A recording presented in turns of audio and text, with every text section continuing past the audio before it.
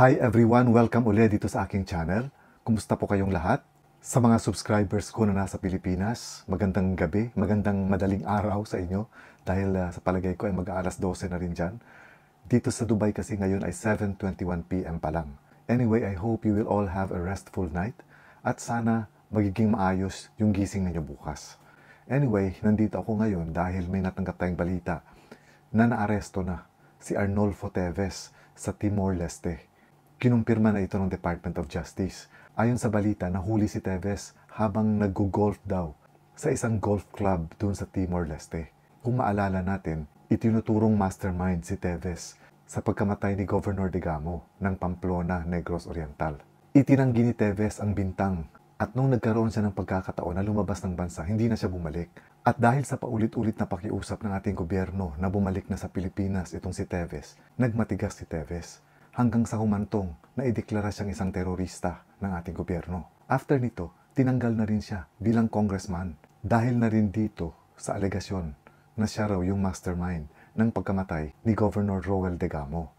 Plus of course, matagal na siyang wala sa Pilipinas, so hindi na siya nakaka-attend ng anumang session sa Kongreso. Naglabas din ang Department of Justice ng 2 alert list para kay Arnolfo Teves. And at the same time, ang Manila Regional Trial Court naman naglabas ng order para kanselahin ang pasaporte ni Teves.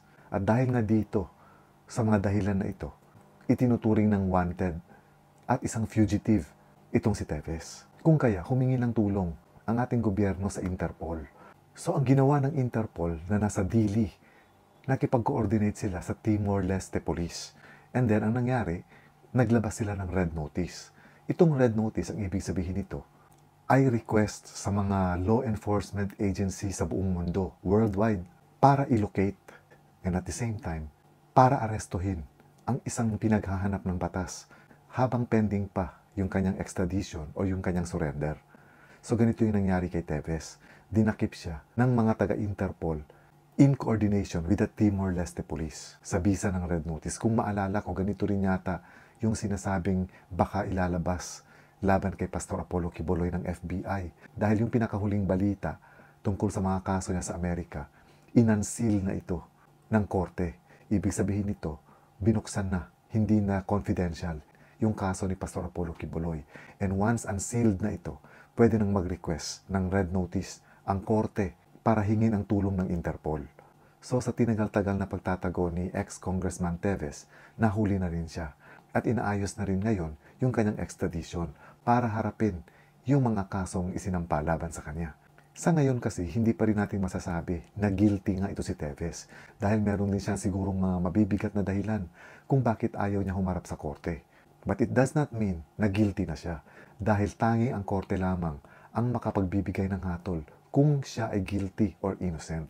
So pagdating niya dito, siguradong ikukulong siya dahil non-bailable yung murder na kasong isinampa laban sa kanya, hindi lamang sa pagkamatay ni Governor Degamo, kung hindi pati ng 7 iba pa. So multiple murder ang magiging kaso niya. So ngayon, mabibigyan na rin siya ng chance para ipaliwanag at patunayan sa korte na hindi totoo, kung hindi man totoo yung mga ibinibintang sa kanya. Kesa naman habang buhay siyang magtatago.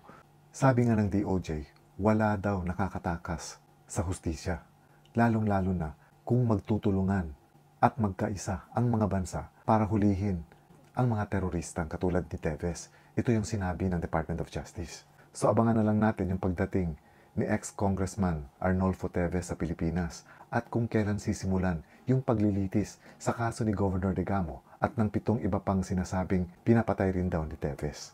And this is all for now mga kaibigan. Maraming salamat ulit sa inyong panunood. Ingat po kayo lagi and God bless.